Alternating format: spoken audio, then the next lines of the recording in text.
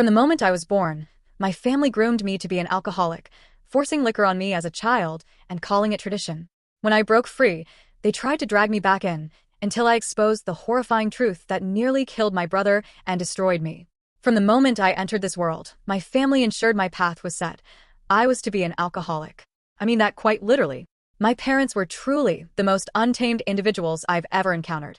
The instant I turned 10, their idea of meaningful time together involved instructing my older brother, Kyle, and me on how to consume liquor like bona fide adults. Each Friday evening was designated for what my father fondly termed training night. We'd gather around the kitchen table as Dad poured tequila shots, and Mom would egg us on, meticulously timing how long we could endure without making a grimace. Any gag or cough resulted in push-ups until our arms gave out. The principle was straightforward. The family that drinks together stays together. This was the exact code their parents, grandparents, and great-grandparents had adhered to. I dismissed it as utter nonsense, but my older brother, Kyle, embraced it with the enthusiasm of a fish in water. By the time he reached 14, he had become Dad's preferred drinking companion. They'd stay up until 4 in the morning, engaged in beer pong tournaments in our garage, and Mom would proudly boast to her friends about how her son could outdrink grown men. When Kyle began appearing at breakfast with trembling hands, Dad simply chuckled and offered him a beer, labeling it hair of the dog. The more Kyle drank, the more affection he received: new gaming systems, concert tickets, even a motorcycle for his 16th birthday. Conversely, I became the default family disappointment. Not because I was struggling academically or getting into trouble, but because I maintained straight A's, captained the debate team, and worked part-time to save for college, all while remaining sober. Mom's favorite refrain was, "You know what your problem is? You judge everyone instead of relaxing and having fun." Yet, it was difficult to take her seriously when her words were slurred and she stumbled into furniture. I did contemplate contacting authorities, but fear held me back. My best friend, Jessica, had attempted to do so for her own family, and as soon as the social worker departed, Jessica's father left her covered in bruises. So I practically ruled out Child Protective Services after that incident. But then came the day that altered everything: Kyle's 18th birthday celebration. He was hunched over on the porch, joking about the sharp pains in his side that had been bothering him for weeks. "Probably just need to build more tolerance," he chuckled, his skin appearing slightly jaundiced in the porch light. Dad's reply? He produced a bottle of $200 scotch he'd been saving, slapping Kyle on the back. "It's nothing a good drink can't fix." I genuinely believed he was playing a prank, but that's when my mom pulled out her iPhone and began recording the entire scene for his future children. It was at that moment I understood. If I wanted to survive, I had to conform. I transformed into an actress worthy of an Oscar, feigning laughter at their inebriated tales and pretending to be drunk when, in reality, I was discreetly emptying wine bottles into plant pots. The most tragic aspect? It worked. I was finally considered part of the family. Everything changed when I departed for Oregon State. My randomly assigned roommate happened to be in alcohol addiction recovery, and through her, I discovered an entirely new world of people who enjoyed themselves without self-poisoning. I joined the campus sober support group, delved into addiction science, and grasped that what transpired in my home was not normal family bonding. It was intergenerational trauma disguised as tradition. For the first time in my existence, I felt clear-headed and genuinely content. I even began training for marathons, something I could never have accomplished while pretending to be hungover every weekend. During the winter break of my sophomore year, I made an incredibly audacious and perhaps reckless decision. I resolved to return home for the holidays. I truly believed this could be the moment I'd shatter the cycle, to persuade my family to abandon alcohol once and for all. In the days leading up to it, I did everything imaginable to ensure a smooth outcome. I collected photographs from my sober friends' gatherings and even purchased alcohol-free beer and non-alcoholic champagne. I kept reminding myself not to get my hopes up, but as I packed my car, I couldn't stop envisioning us all finally getting along like a typical family. The instant I stepped through the doorway, Dad thrust a beer into my hand. "There's our college party girl."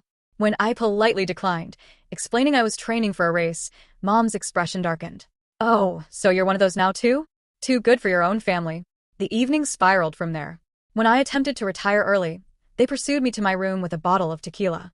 "You're not ruining Christmas by being a sanctimonious brat," Mom snarled. What unfolded next continues to haunt my nightmares. Dad pinned my arms while Mom attempted to force the bottle into my mouth. I kept my jaw tightly clenched, tears streaming down my face, until Dad clamped my nose shut to cut off my air. When I finally gasped for breath, Mom poured tequila down my throat. I immediately vomited, and they simply guffawed. "She's out of practice." They spent the next hour trying to compel more alcohol into me while I struggled and screamed. Kyle watched from the doorway, too intoxicated to offer assistance, even if he wished to.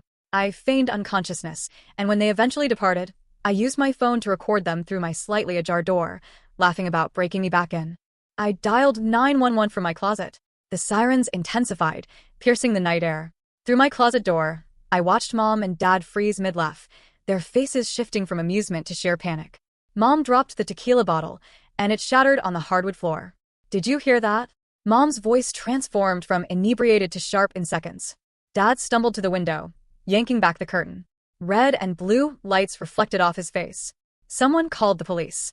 They both turned towards my room.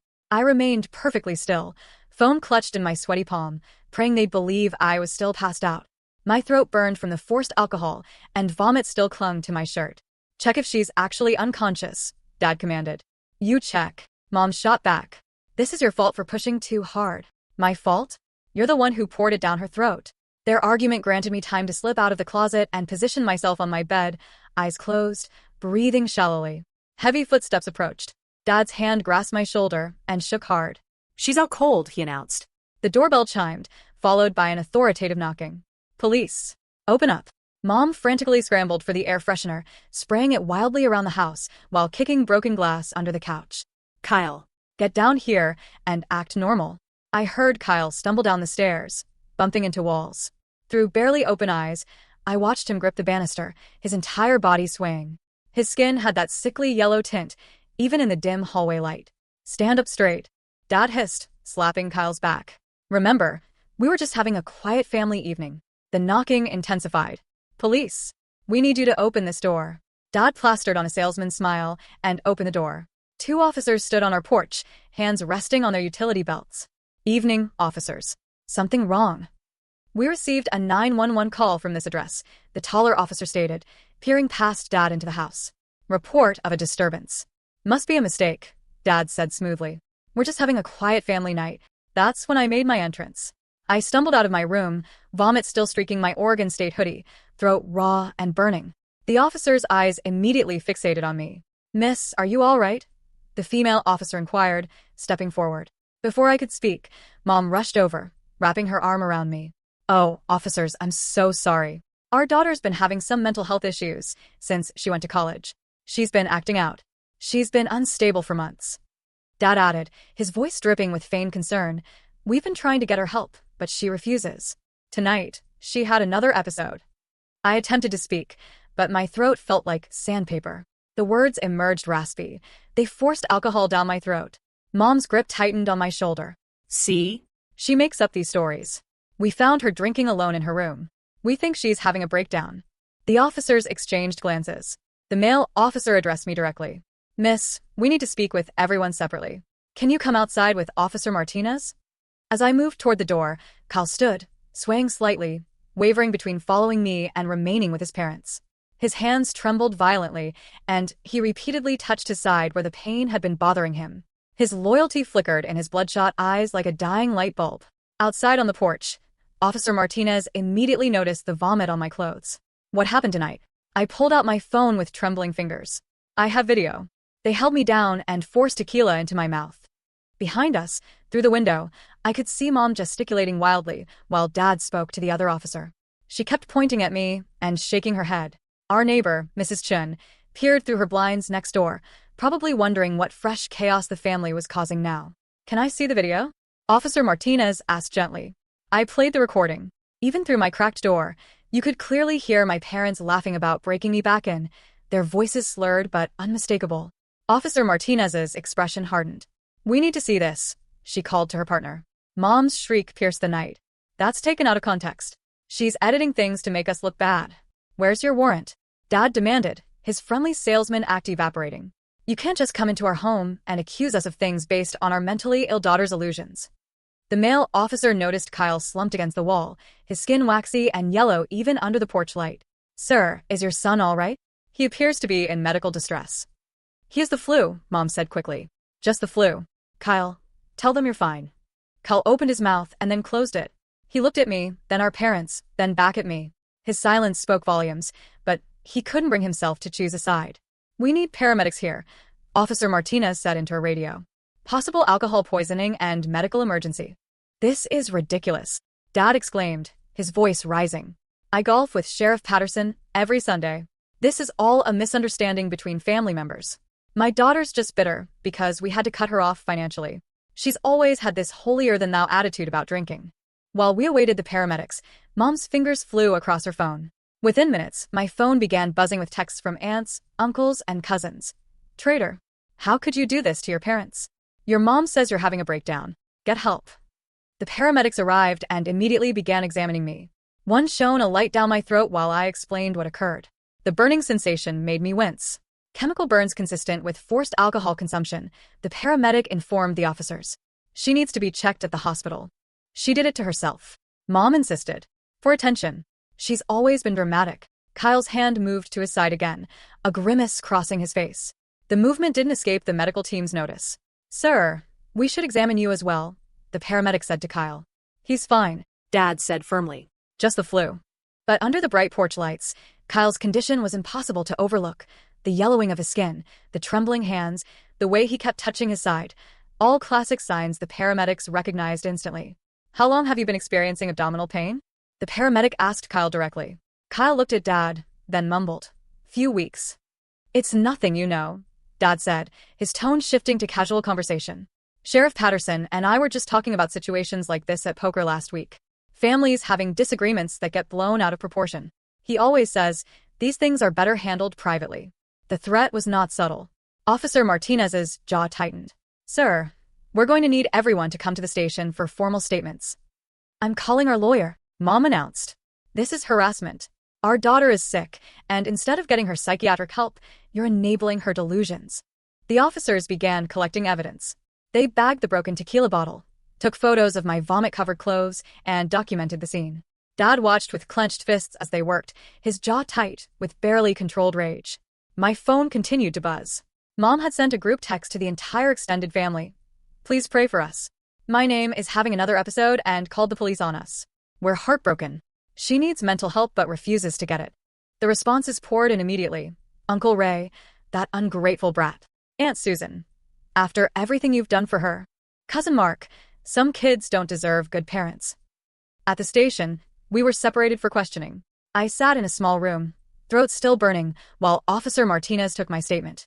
Through the window, I could see a familiar figure rushing through the parking lot. Uncle Tony, Mom's brother. He'd been their drinking buddy for 3 decades and happened to be a lawyer. My client won't be answering any questions, he announced, bursting into the station like he owned it. His breath reeked of whiskey. That's when things took an unexpected turn. Uncle Tony produced a folder of documents. My clients have been concerned about their daughter's mental health for years. Here's documentation. Officer Martinez flipped through the papers. I caught glimpses of medical forms, all dated years ago. My heart sank as I recognized them from when I was 16 and had refused to drink at Thanksgiving.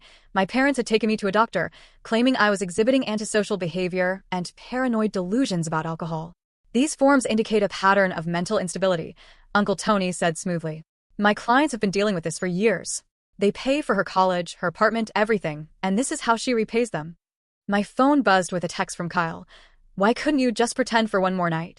The betrayal stung worse than the alcohol burns in my throat. Even now, even after watching them force liquor down my throat, he still believed I was the problem. Officer Martinez left to consult with her partner. Through the door, I could hear Mom's voice carrying down the hall. She's always been jealous of Kyle. He's successful, popular, knows how to have fun. She's just bitter and wants to tear our family apart. When Martinez returned, her expression was carefully neutral. The video evidence is concerning, but your parents' lawyer is arguing it's taken out of context. Without Kyle's cooperation, it's your word against theirs. What about my throat? The burns? They're claiming you did it to yourself, that you've done things like this before for attention. I thought about Jessica, how her bruises hadn't been enough to keep her safe, how the system had failed her. Now it was failing me too, but in a different way. My parents had learned from families like Jessica's, don't leave visible bruises, leave psychological ones instead. Create a paper trail that makes the victim appear mentally unbalanced. We'll need to investigate further, Martinez said. In the meantime, do you have somewhere safe to stay? Safe. The word felt foreign. Home had never been safe, but now my parents had ensured nowhere would be. They'd already commenced their campaign to turn everyone against me. By morning, I'd be the ungrateful daughter who called the police on her loving parents, the mentally unstable girl who needed help but refused to get it. My phone lit up with a Facebook notification. Mom had made a public post. Please pray for our family tonight. My name is struggling with mental health issues and addiction. We love her so much, but don't know how to help her anymore. She called the police on us tonight after we tried to stop her from drinking alone in her room. Our hearts are breaking. The comments were already pouring in. Family, friends, neighbors, people from their bowling league, all offering prayers and support for my poor parents dealing with such a troubled child. I scrolled through, watching my reputation crumble in real time. Then I saw something that made my blood run cold. Mr. Davidson, my dad's golf buddy who worked at the local news station, had commented, "So sorry to hear this, buddy. Let me know if you need anything." By tomorrow, this would be more than just family gossip. Dad was already 3 steps ahead, transforming me into the villain of a story where I was the victim. The man who'd pin my arms while Mom poured poison down my throat would be painted as a concerned father. The woman who'd called me a sanctimonious brat would be the heartbroken mother. The station's fluorescent lights made everything feel surreal as I sat there, watching my life unravel through a phone screen. Officer Martinez had stepped out to make copies of my evidence, leaving me alone with my thoughts and the constant buzz of notifications. Each ping felt like another nail in my coffin. Mom's Facebook post had gone viral in our small community, 67 comments and counting. The bowling league president offered to organize a prayer circle. Dad's golf buddies were planning a fundraiser for my treatment. Even my high school English teacher had commented about how she'd always sensed something was off. My hand shook as I scrolled through the messages. Then one made me freeze. It was from Benji, the bartender at my parents' favorite watering hole. "Kyle's been coming to AA meetings at the church 3 months now. Your parents don't know." Before I could process this bombshell, Uncle Tony burst back into the room, briefcase in hand. He slapped down a stack of paper thick enough to crush a small animal. "These are your parents' financial records showing they pay your tuition, rent, car insurance, health insurance, even your phone bill. You're completely dependent on them." He pulled out another document. "And this is a withdrawal form already prepared. One signature from them, and you're cut off from everything. Is that really what you want?" Officer Martinez returned, glancing between us with barely concealed irritation. "Sir, you can't threaten a witness." "I'm not threatening anyone," Uncle Tony said smoothly. "I'm simply explaining the family dynamics to help my niece make an informed decision." My phone buzzed. A text from my roommate. "Your mom just friended me on Facebook. She's asking really weird questions about your mental health. What should I do?" The walls felt like they were closing in. Mom was already working her angles, trying to turn my support system against me. I showed the text to Martinez, who made a note but looked increasingly overwhelmed by the family drama unfolding. "Look," Uncle Tony leaned forward, his whiskey breath making me gag. "Your parents were willing to forget this whole misunderstanding. They'll even pay for therapy, real therapy, not whatever experimental nonsense you've been doing at college. All you have to do is admit you were confused about what happened tonight." Confused? My voice cracked. They held me down and forced alcohol down my throat. "You were hammered," he said simply. "Memory plays tricks. Maybe you had a few drinks to calm your nerves about coming home. Things got out of hand, and your parents tried to help. These things happen." Officer Martinez's partner knocked and entered. "We need to transport the brother to the hospital. His condition is deteriorating." Through the doorway, I caught a glimpse of Kyle being loaded onto a gurney. His skin had taken on a greenish tinge, and he was clutching his side. Our eyes met for a moment, and I saw fear there, real, raw terror. "Kyle." I tried to stand, but Uncle Tony blocked my path. "He'll be fine," he said. "Just need some fluids. The stress of tonight hasn't helped his flu." But I knew better. I'd researched liver disease extensively after noticing Kyle's symptoms months ago. The jaundice, the abdominal pain, the tremors. He was in serious trouble. Martinez noticed my distress. "We'll make sure he gets proper medical attention." "His liver is failing," I blurted out. "He needs to be evaluated for transplant eligibility. Please tell the doctors to run a full hepatic panel." Uncle Tony's face darkened. "Now you're playing doctor? This is exactly the kind of delusional behavior your parents have been dealing with." My phone rang. Dad's contact photo, him holding a beer at last year's 4th of July party, filled the screen. Against my better judgment, I answered. "You happy now?" His voice was ice cold. "Your brother's being taken to the hospital because of the stress you've caused. If anything happens to him, it's on you. He's sick because you've been poisoning him since he was 10. We gave him a family tradition, something to belong to. You're the one who rejected us, who thinks you're better than everyone else." Mom's voice came through in the background. "Tell her about the diary." My blood ran cold. "What diary?" "The one you kept freshman year of high school," Dad said. "Where you wrote about how much you hated us, how you fantasized about running away, how you wished you had different parents. We kept it, in case we ever needed to show people who you really are." The line went dead. I stared at the phone, remembering that diary. I'd hidden it under my mattress, full of typical teenage angst and frustration. Normal stuff any kid writes when they're forced to watch their parents stumble around intoxicated every night. But taken out of context. I need to go, I told Martinez. My brother needs me at the hospital. You're free to go, she said. But I strongly advise against contact with your parents right now. Uncle Tony smirked. She's right. In fact, I'll be advising my clients to seek a restraining order if you come near them, for their safety. Outside the station, the December air hit my lungs like tiny needles. I sat in my car, heat blasting, trying to figure out my next move. My phone buzzed with a notification for my bank app. My checking account, which had $3,000 this morning, now showed $47.83. The tuition payment for next semester, gone. The rent money I'd saved, transferred out. Even the $500 emergency fund I'd hid in a separate savings account had been drained. Everything except what I earned from my part-time job, which was in a different bank. I drove to the hospital in a daze. The emergency room was packed with holiday mishaps, kitchen burns, decoration-related injuries, and more than a few alcohol-induced incidents. I found Kyle's room after convincing a sympathetic nurse that I was his sister. He looked smaller in the hospital bed, IVs running into both arms. The harsh overhead light made his jaundice impossible to ignore. His girlfriend, Alexandra, sat beside him, her hand protectively over her still, flat stomach. "You shouldn't be here," she said without looking at me. "Your parents said you're having some kind of breakdown." "Alex, please, you know that's not true." She finally met my eyes, and I saw she'd been crying. "Do I? You called the police on them, on Christmas." "Kyle's been throwing up blood, because of the stress."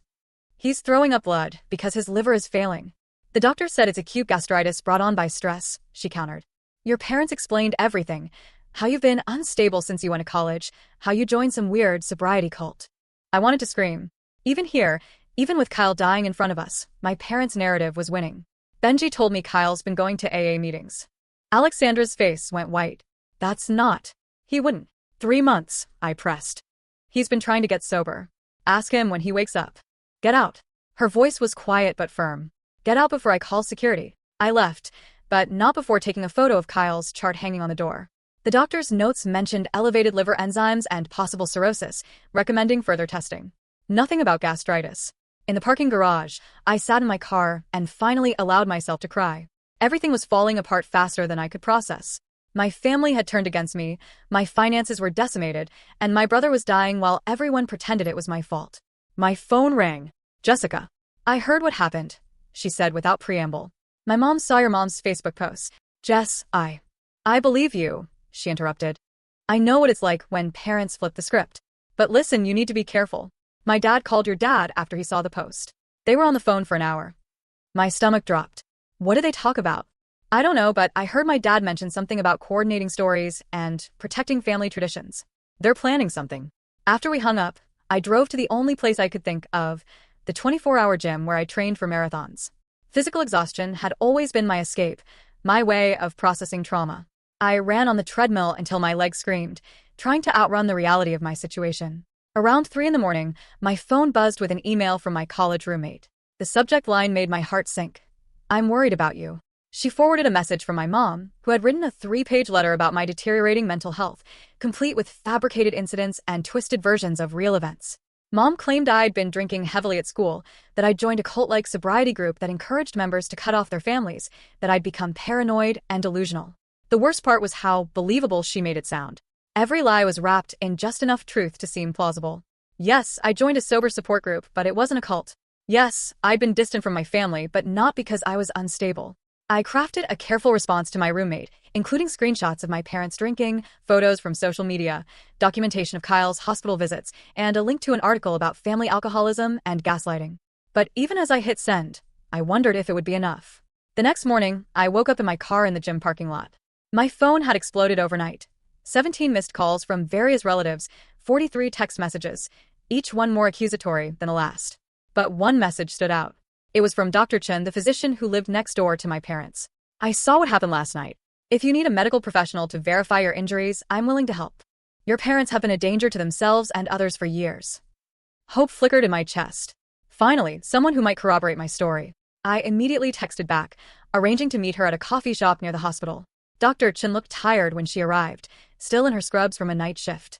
"I've been debating whether to get involved," she admitted, wrapping her hands around her coffee cup. "But when I saw them dragging Kyle to the car last month after he collapsed in the driveway, and they refused to let me help, I couldn't stay silent anymore." She pulled out her phone, showing me videos she'd taken from her security camera. Multiple incidents of my parents intoxicated, driving, Kyle being carried into the house unconscious, even a clip of my dad threatening a delivery driver who had commented on his intoxication. "I've been documenting things for 2 years," she said. "I kept thinking someone else would report it, but everyone just enables them. The whole neighborhood treats it like a joke." We spent an hour going through her evidence. She'd even kept a log of incidents, dates, and times, meticulously recorded. It was damning stuff if anyone would listen. "The problem," she said, "is that your parents have connections everywhere. The sheriff, the mayor, half the city council. They've spent decades building relationships, lubricated by alcohol and money." My phone buzzed. A text from an unknown number. "This is Benji. Can't use my regular phone. Your parents just came to the bar. They're meeting with 5 other families. I heard them mention Unified Front and protecting our way of life. Be careful." Dr. Chen read the message over my shoulder. 5 families. I knew exactly who they meant. The Johnsons, the Peters, the Williams, the Garcias, and the Thompsons. All families with kids Kyle's and my age. All families who had their own training nights. All families with secrets to protect. "They're circling the wagons," I said. Dr. Chen's expression was grim. "You've threatened more than just your parents. You've threatened an entire culture of normalized alcoholism." My phone rang. Kyle's number. I answered immediately. "You need to stop." His voice was weak, raspy. "Whatever you're doing, just stop." "Kyle, you're in the hospital with liver failure." "I'm fine." The doctors overreacted. Mom and Dad explained everything. "I've just been stressed about the baby." "Kyle, please." "Benji told me about the AA meetings." Silence. Then, "I don't know what you're talking about. You're confused. Mom's right, you need help." "They got to you." "No one got to me. I'm just tired of you causing drama. If you really cared about me, you'd apologize and come home." The line went dead. I stared at the phone, feeling like I'd been punched. Even from a hospital bed, even dying, Kyle couldn't break free from their hold. Dr. Chen placed a gentle hand on my arm. "Addiction isn't just physical. The psychological chains are often stronger." "What do I do? Everyone thinks I'm crazy. My own brother won't support me." "You survive," she said simply. "You document everything and you wait for the truth to come out. It always does, eventually." But I wasn't sure I could wait. My college fund was gone. My family had turned the entire community against me, and Kyle was getting sicker by the day, while everyone pretended it was fine. I spent the rest of the day trying to salvage what I could. My boss at the campus bookstore agreed to give me extra hours when I got back. My academic advisor helped me apply for emergency financial aid. The sober support group started a GoFundMe that raised $500 in the first hour. But for every step forward, my parents pushed me 2 steps back. Mom called my workplace, telling my manager I was mentally unstable and possibly dangerous. Dad contacted my professors, expressing concern about my mental health and suggesting I might need a medical leave. The masterstroke came that evening. I was at a cheap motel, the only place I could afford with my remaining money, when the police knocked on my door. 2 officers I didn't recognize stood outside. "We need you to come with us," the older one said. "Your parents have filed for an emergency psychiatric hold. They're concerned you might harm yourself or others." I felt the ground shift beneath my feet. "I'm not suicidal. I'm not dangerous." "They're lying." "Ma'am, we have statements from multiple family members and community members expressing concern about your behavior. You called 911 making false accusations. You've been harassing your hospitalized brother and your parents say you've been making threats." None of that was true, but it didn't matter. The paperwork was all in order, signed by a judge who I later learned was in my parents' bowling league. I was handcuffed and placed in the back of the squad car, watching the motel shrink in the rear window. The psychiatric facility was an hour away. During intake, I tried to explain what was really happening, but the more I talked about my parents forcing alcohol down my throat and the community conspiracy to silence me, the more paranoid I sounded. "Have you been taking any substances?" the intake nurse asked. "No. I'm sober. I've been sober for 2 years. Your family says you've been drinking heavily." "They're lying." She made a note. Everything I said was twisted. My training for marathons became obsessive exercise behavior. My work with the sober support group became cult involvement. My documentation of Kyle's illness became fixation and stalking. I was placed in a sterile room with another patient who spent the entire night talking to invisible people. No phone, no way to contact anyone who could verify my story. Just me and the growing realization that my parents had won this round. The next morning, a psychiatrist interviewed me. Dr. Patel was young, probably fresh out of residency, and actually seemed to listen. I carefully explained everything, sticking to facts, avoiding anything that might sound paranoid. "Your parents have provided quite a bit of documentation," he said, flipping through a thick file, including diary entries where you express hatred toward them from when I was 15. Every teenager writes stuff like that. They also have videos of you pretending to be intoxicated at family gatherings. My heart sank. The Oscar-worthy performances I'd given to fit in were now evidence against me. I was pretending so they'd leave me alone about not drinking. So, you were being deceptive? Every truth I told sounded like a symptom. Every explanation sounded like an excuse. I was trapped in a web of my family's making, and the more I struggled, the more entangled I became. There's someone who can verify my story, I said desperately. Dr. Chun, our neighbor. She has security footage. Dr. Patel made a note. We'll look into that. But I could tell from his expression that he'd already made up his mind. I was just another patient with family issues, possibly experiencing a breakdown, definitely in need of supervision. The 72-hour hold felt like 72 years. No news from the outside world. No way to know if Kyle was okay, if my college place was safe, if anyone was fighting for me. Just group therapy sessions where I had to pretend to acknowledge my issues to avoid seeming uncooperative. On the third day, just as I was starting to think I'd be stuck there indefinitely, Dr. Patel called me into his office. His expression was different, confused, maybe even concerned. We spoke with Dr. Chun, he said. She provided some interesting footage. We also received calls from several members of your college support group, your academic advisor, and your employer. Their version of events differs significantly from your family's. Relief flooded through me. So you believe me? I believe there's more to the situation than initially presented. However, your parents remain your medical proxy, since you're on their insurance. They're insisting on continued treatment. They can't keep me here if I'm not a danger to myself or others. No, but they can make things difficult. I'm going to recommend discharge, but I strongly suggest you have a plan in place. Somewhere safe to stay, continued therapy, distance from the conflict. He was right. I couldn't go back to the motel. My parents knew where I was staying. I couldn't go to the hospital. They'd probably gotten a restraining order by now. I was effectively homeless, broke, and alone. But I was free. Dr. Patel arranged for a social worker to drive me back to town. During the ride, she handed me my phone, which had been held during my intake. The screen lit up with 3 days' worth of messages.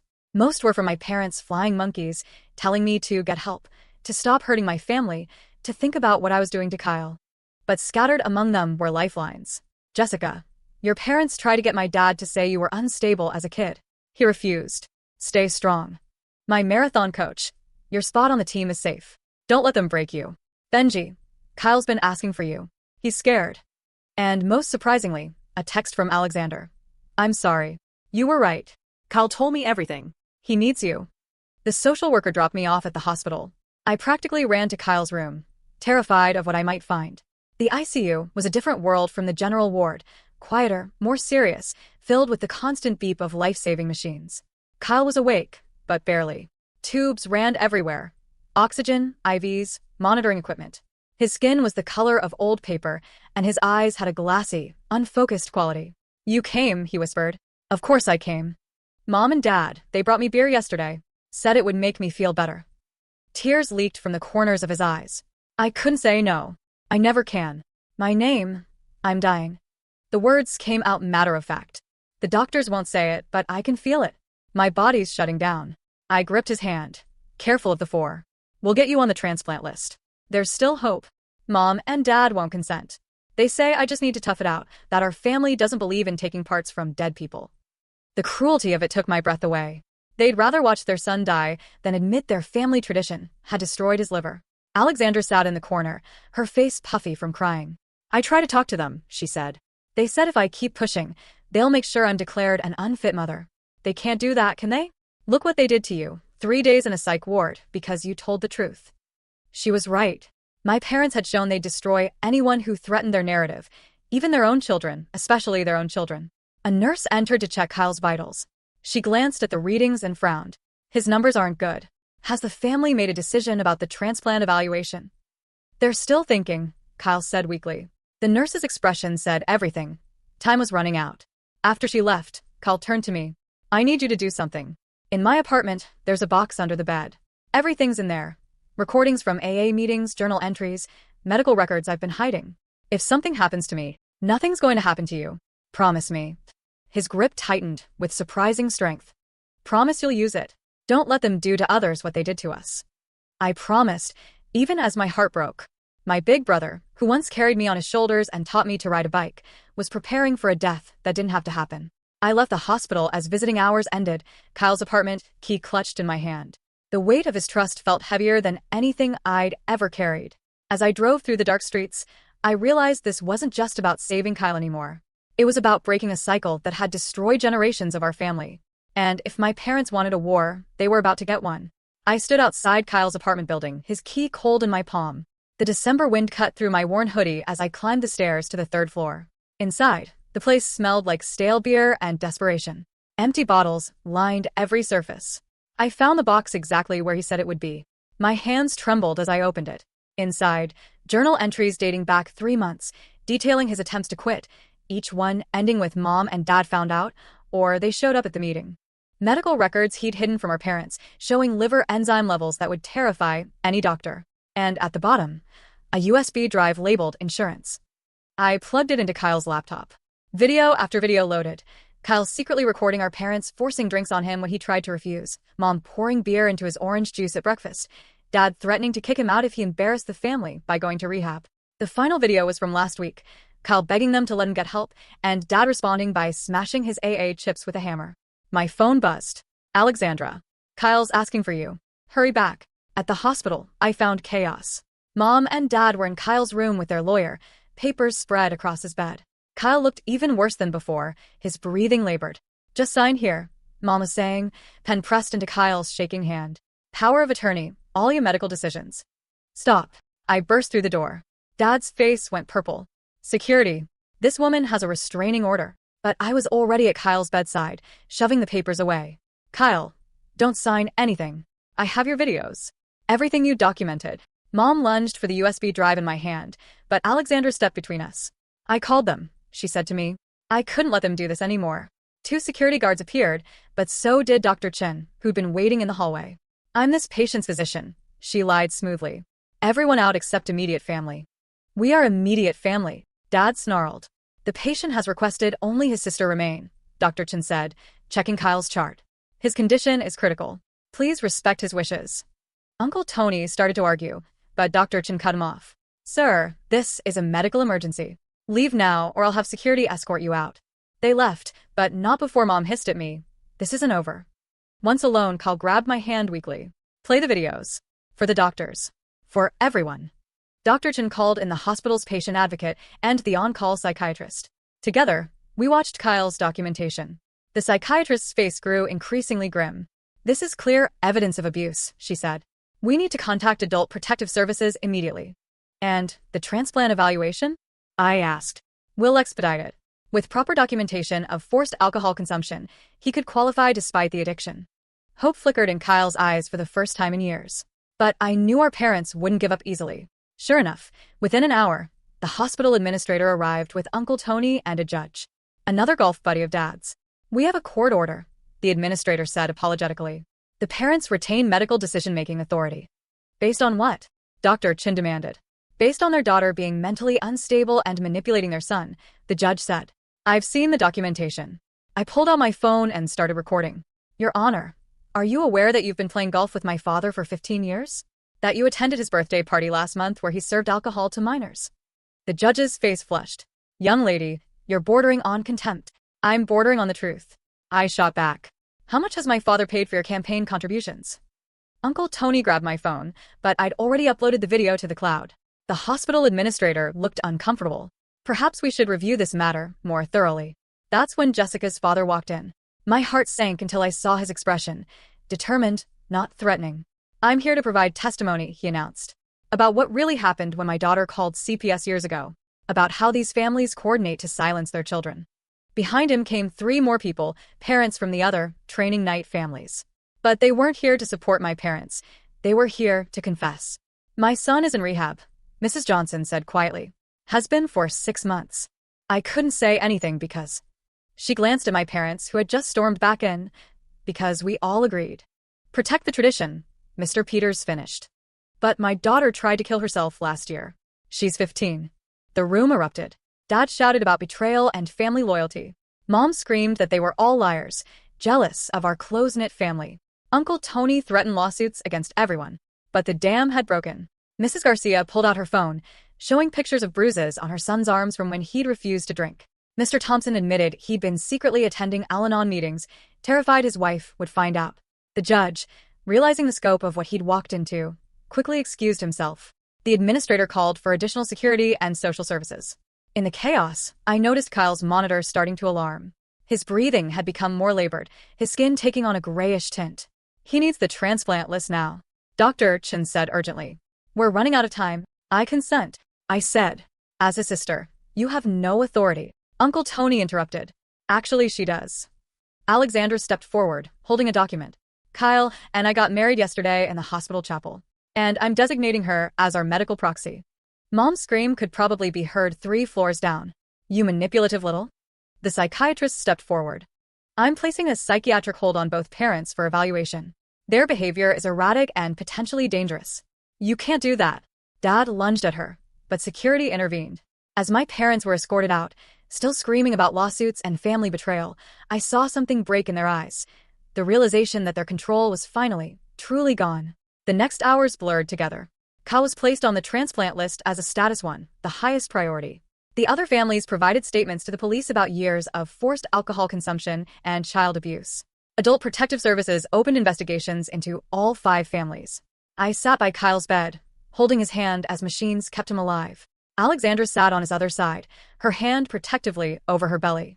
I'm sorry, Kyle whispered, for not standing up to them, for letting you fight alone. Don't, I said. Just focus on getting better. The baby, he said to Alexandra. Promise me no alcohol.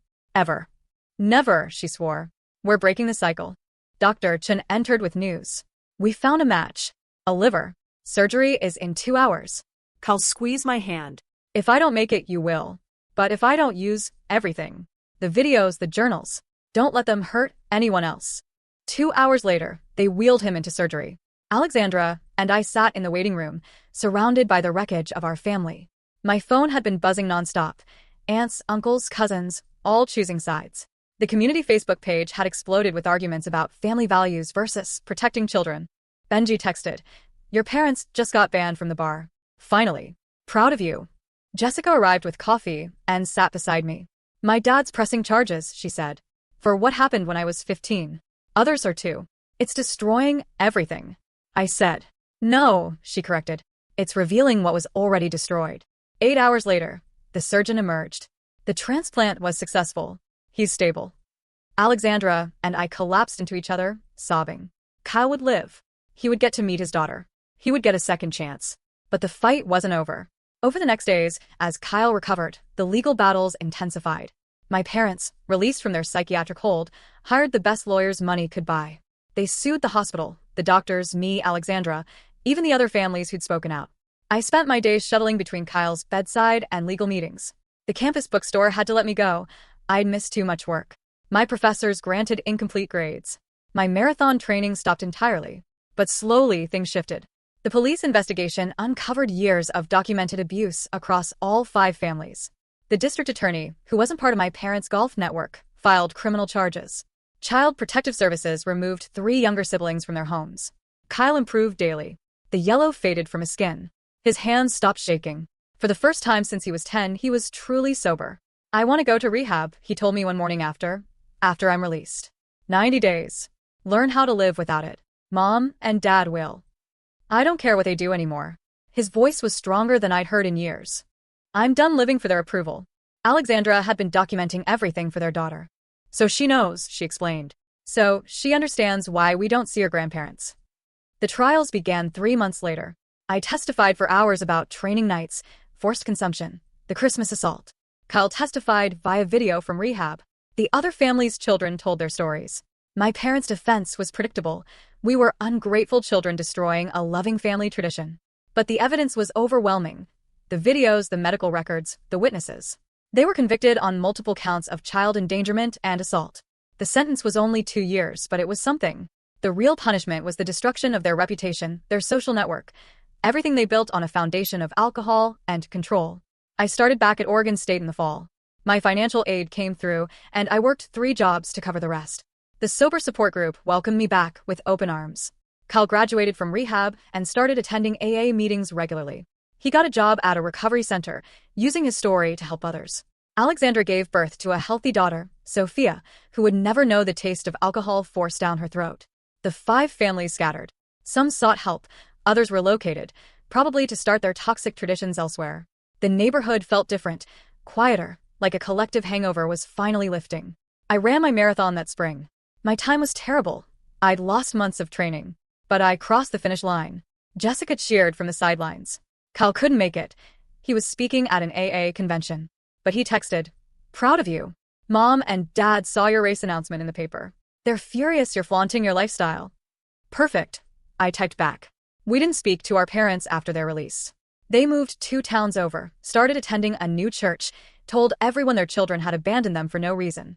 Sometimes I hear through the grapevine about their latest narrative. We were substance abusers who'd falsely accused them, or ungrateful children who destroyed their lives for money. But Kyle was alive. Sophia was healthy. The cycle was broken. On the 2-year anniversary of that Christmas night, I received a text from an unknown number.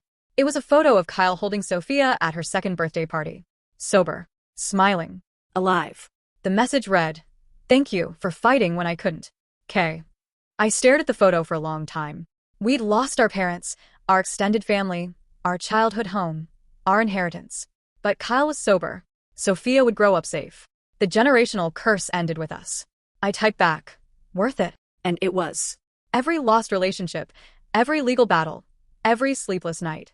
Because Kyle was alive and free. Because Sophia would never sit at a kitchen table, 10 years old, learning to drink shots while her parents cheered.